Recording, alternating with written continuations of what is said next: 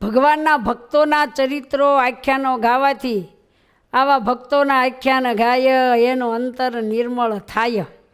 તન સુધી સે તીર્થ સ્નાને મન સુધી આવા આખ્યાને.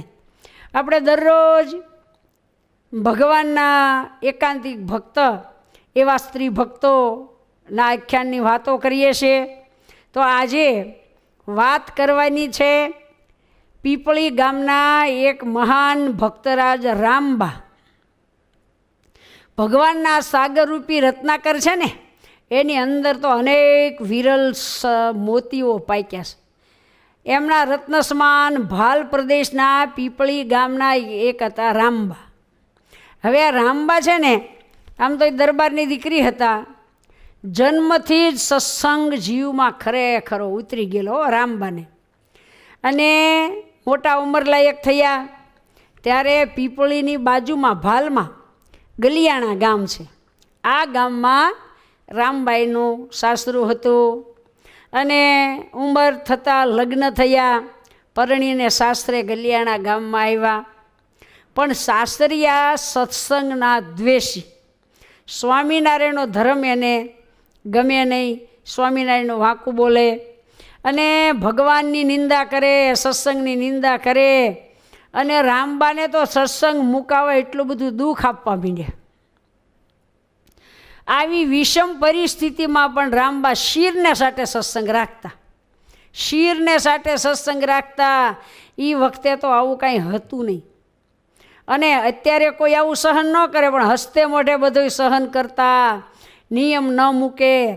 અરે ઘણી વખત એને માર ખાવો પડતો સત્સંગ હાટું, છતાં આખું બધું આખું ઘર એક થઈ ગયું.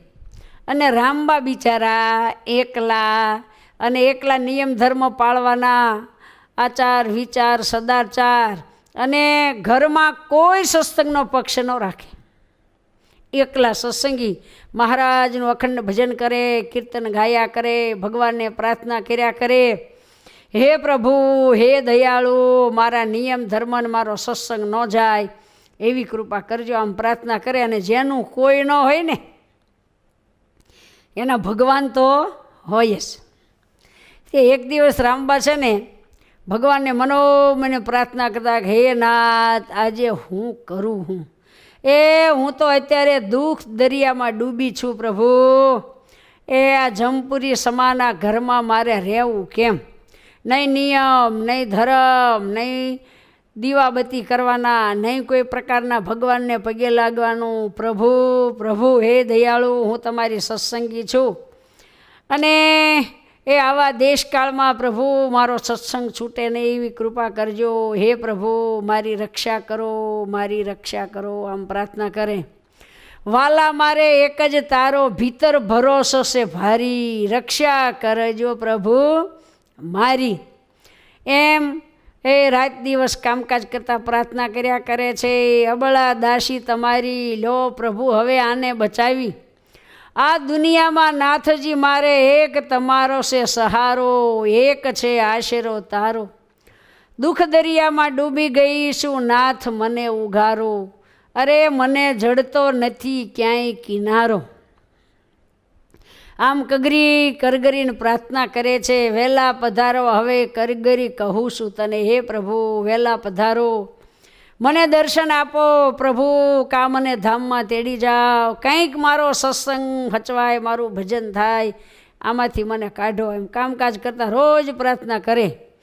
અક્ષરધામી અંતર જામી, લાજ રાખો હવે મારી, પોકારું હે હરી. આમ પ્રાર્થના કરે. જેવી છું તેવી નાથ તમારી, ભૂલ ન ગણશો મારી, રક્ષા કરો પ્રભુ મારી. અને આમ પ્રાર્થના કરે છે. અને મનમાં કીર્તન ગાયા કરે છે, ઘરનું કામકાજ કરે છે. અને કોઈ જો સાંભળી જાય કીર્તન કે પ્રાર્થના, તોય એની હારે કેટલી અકોણાઈ કરે, કેટલાય મેણા ટોણા મારે. બહુ ભક્તાણી થઈ ગઈ છો ને, બહુ સ્વામિનારાયણની થઈ ગઈ છો ને. એટલે પ્રાર્થના કરે કે હે પ્રભુ, હે દયાળુ, એ વાલા અબળા ઉપર મેર કરજો મોરારી રે.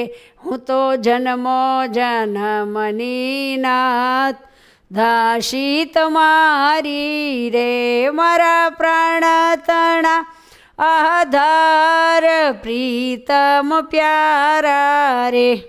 હે મહારાજ, મારા પ્રાણના આધાર તમે એક છો, પળ રહો માં નટવર નાવ મુજથી ન્યારા રે. અત્યારે ક્યાં ગયા છો તમે? અમારા ગુના કે ગુણ સામું જોશો ને, અમે તો નગુણા છીએ, ગુણ વગેરેના પ્રભુ. હું તો છું ઘણી નગણી નારે, તોય તમારી રે. તમે ગુણસાગર ગોવિંદ દેવ મુરારી રે. આમ પ્રાર્થના ભગવાનને કરે છે. રામબાઈને ઘરે એક સુતારની બાઈ કામ કરે. તો એક દિવસ એ બાઈને કીધું, એ સત્સંગી સ્વામિનારાયણ, કે કોઈ ગઢડે જશે, જઈશ તમારા ઘરેથી તો મારે સમાચાર મોકલવા છે. ત્યારે એણે કીધું કે હા ભાઈ, કાલ પૂનમ છે ને તે મારો દીકરો જ ગઢડે જવાનો છે. તો કે તો એમ કરો ને, મારો એટલો સંદેશો તમારા દીકરાને કહેજો ને. શું તમારે કહેવું છે? તો રામબા કે મને એટલા મારા 5 શબ્દો મહારાજને કહેજો. શું કે હે મહારાજ, હવે જમપુરી સમાના ઘરમાં મારે ક્યાં સુધી રહેવું ને કેટલું સહન કરવું? હવે મારે ક્યાં સુધી આ દુઃખ વેઠવાનો છે? આવું જરાક મહારાજને કહેવરાવજો. ઓલા એ લખી લીધું ચિઠ્ઠીમાં. અને એને આ ડોશીમાં એ ઘરે દીકરાને જઈને વાત કરી. બીજે દિવસે એનો દીકરો ભાતું પોતું જે લેવું તે લઈને ગઢડે ગયા. 2-4 દિવસ થયા. ગઢડા પહોંચ્યા.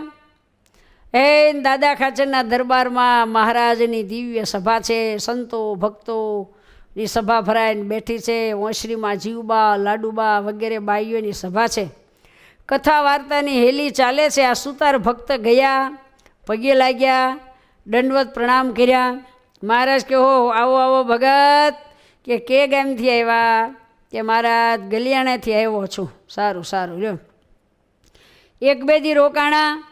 અને મહારાજ એક દી સભામાં બેઠા હતા. પાસે જઈને કીધું કે મહારાજ, અમારા ગામમાં જે દરબાર છે એના દીકરાના વહુ, એના પુત્ર વધુએ એ સ્વામિનારાયણનો ધર્મ પાળે છે. પ્રભુ તમારું ભજન કરશે, સમાચાર મોકલ્યા છે.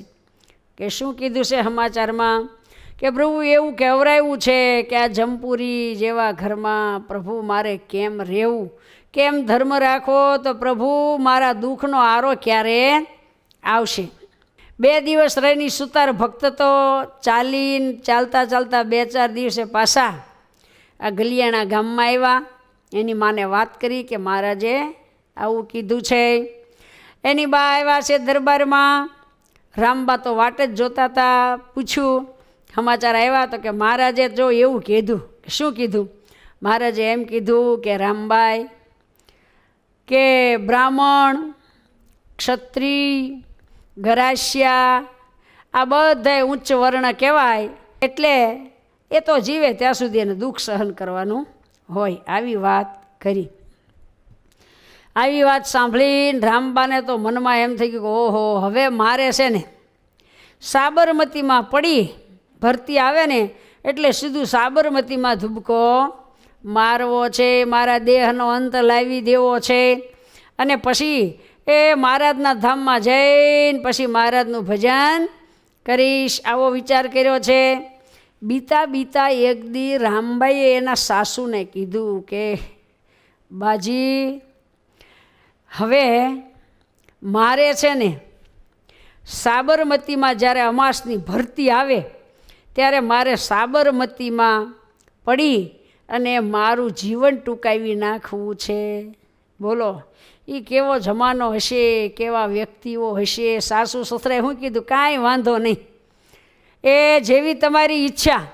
કારણ કે આ ધાર્મિક વૃત્તિ હતી ને એથી બધા કંટાળી ગયા હતા કે કાંઈ વાંધો નહીં, ટાઢે પાણીએ ખહ જાય, તો તમારી જેવી ઈચ્છા આવે એમ કરો. પછી તો અમાસ આવી અને સાબરમતીમાં એવી ભરતીને પાણી આવેલું. તે રામબાઈએ છે ને એક શ્રીફળ લીધું અને એક કપડામાં એક રૂપિયો બાંધ્યો અને એક રૂપા મોહર, એ જમાનાનું ચલણી નાણું, રૂપા મોહર, 1 રૂપિયો, 1 શ્રીફળ, આવું બધું લીધું. અને રામબાઈ નીકળ્યા છે. સાસુ સસરાને પગે લાગ્યા છે. હૃદયમાં મહારાજની મૂર્તિ ધારી છે અને નદીને કાંઠે ગયા. નદીમાં શ્રીફળ પધરાવ્યું, 1 રૂપિયો પધરાવ્યો, રૂપા મોર પધરાવી અને પછી એ મહારાજની મૂર્તિ હૃદયમાં ધારી છે, છૂટા વાળ કરી નાખ્યા છે અને હાથ જોડીને ઊંચે સ્વરે બોલવા માંડ્યા છે, સ્વામિનારાયણ સ્વામિનારાયણ સ્વામિનારાયણ સ્વામિનારાયણ. એ આમ ધૂન માંડ્યા છે બોલવા. કેટલાય લોકો જોવા આવ્યા છે, એની પરિવારજનોએ કાંઠે સામે ઊભા છે. આમ જ્યાં ધૂન બોલવા માંડ્યા ત્યાં તો રામબાઈના ચમત્કાર થયો. રામબાઈના શરીરમાંથી તેજની કિરણો છૂટવા માંડી. ચારે કોરથી શરીરમાંથી પ્રકાશ નીકળવા માંડ્યો અને ચારે બાજુ ફેલાણો.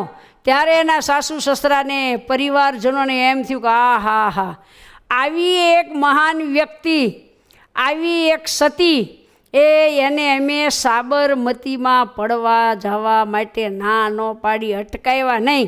એ બધાય દોડ્યા કે અરે રામબાઈ, હે રામબાઈ, ખમી જાઓ ખમી જાઓ. પણ રામબાઈના શરીરમાં તો તેજ છૂટવા માંડ્યું. છૂટા વાળ મૂક્યા છે. શ્રીફળને રૂપિયો પહેલાં પાણીમાં પધરાવી અને સહજાનંદ સ્વામી મહારાજની જય એમ કરીને સાબરમતીમાં ઊંડા પાણીમાં ઝપલાયું. આ બનાવ નજરે જોઈને રામબાઈના સાસુ સસરા અને ગામના લોકોને તો પારાવાર પસ્તાવો થયો કે લક્ષ્મી જેવી બાઈ ને નદીમાં પડવાની રજા આપી. અરે રે, બહુ ખોટું કર્યું, બહુ ખોટું કર્યું. આમ કરતાં કરતાં અફસોસ કરતાં કરતાં સૌ ઘરે આવ્યા. આ બાજુ નદીમાં ભક્તવત્સલ એવા ભગવાને દિવ્ય સ્વરૂપે આવીને રામબાને નાવમાં ઝીલી લીધા. નાવમાં બેસાડીને ધોલેરા બંદરે ઉતાર્યા અને પૂછ્યું, તમારે કોઈ સગા છે રામબાઈ ધોલેરામાં? ત્યારે કે હા, એક મારા કાકા છે, અહીંયા એક મારા કાકા છે. તો ત્યાં તમે જતા રહ્યો. પછી તો રામબાઈ આમ થોડુંક હાલ્યા ને પછી પાછો વાળો જોઈ ત્યાં વાણય નાવય નહીં, નાવમાં બેઠેલો કોઈ માણાય નહીં અને અદૃશ્ય થઈ ગયા. પછી રામબાને તો આશ્ચર્યમાં ઘરકાવ થઈ ગયા ને એના કાકાને ઘેર ગયા. હવે એના કાકાને ઘરે ગયા તો એના કાકા એટલે ધોલેરાની વાત છે, કદાચ પૂજા બાપુ એના કાકા થતા હોય. મહારાજને બરોબર આમ રામબાઈ ગયા ને ત્યાં તો મહારાજની ત્યાં પૂજાભાઈ ને કાકાભાઈના દરબારમાં સભા, અને મહારાજે શ્વેત વસ્ત્ર ધારણ કર્યા હતા અને કથા વાર્તા સંતો કીર્તન બોલતા અને આવું દ્રશ્ય જોયું. દર્શન કરી મહારાજને પ્રણામ કરીને રામબા બાયુની સભા બેઠી હતી, સભામાં બેસી ગયા અને કથા વાર્તા સાંભળવા માંડ્યા. કથા પૂરી થઈ એટલે સભામાં બેઠા ત્યારે અંતર્યામી પ્રભુએ બધાને જણાવ્યું કે રામબા તમે અહીં કેવી રીતે આવ્યા? ત્યારે રામબા કહે, પ્રભુ આવી રીતે થયું. બધી વિસ્તારીને વાત કરી. મહારાજ મારા સાસરિયા પક્ષમાં ધર્મના દ્વેષી હતા. અખાદ્ય વસ્તુ મને ખવડાવવા માટે ખૂબ મારા નિયમ ધર્મમાં અડચણ કરતા, છતાં મેં પ્રભુ મૂંગે મોઢે બધું સહન કર્યું. પછી દુઃખનો અંત ન આવ્યો તે મેં પ્રભુ સાબરમતીમાં પડતું મૂક્યું. આવી રામબા મહારાજને વાત કરે છે. મહારાજ કે તમે સાબરમતીમાં પડતા પહેલાં કંઈ ચડાવ્યું હતું નદીમાં? તો કે હા મહારાજ, એક શ્રીફળ અને એક કપડામાં વીટેલ એક રૂપિયો અને એક રૂપામોર, આટલું ચડાવ્યું હતું. મહારાજ કે આ તમારી રક્ષા કરનારા કોણ હતા એ તમે ઓળખો છો? કે ના મહારાજ, એ તો મને ખબર નથી. ત્યારે મહારાજ કે જુઓ રામબા, આ શ્રીફળ, આ રૂપામોર અને આ રૂપિયો અને તમારી રક્ષા કરનારા એ અમે હતા. રામબા, તમારી રક્ષા કરનારા અમે હતા. અમે જ તમને ઉગારવા આવ્યા હતા. સાંભળીને રામબાઈને તો રોમ રોમ આનંદથી વ્યાપી ગયા. પુલ, વાહ મહારાજ, વાહ દયાળુ પ્રભુ.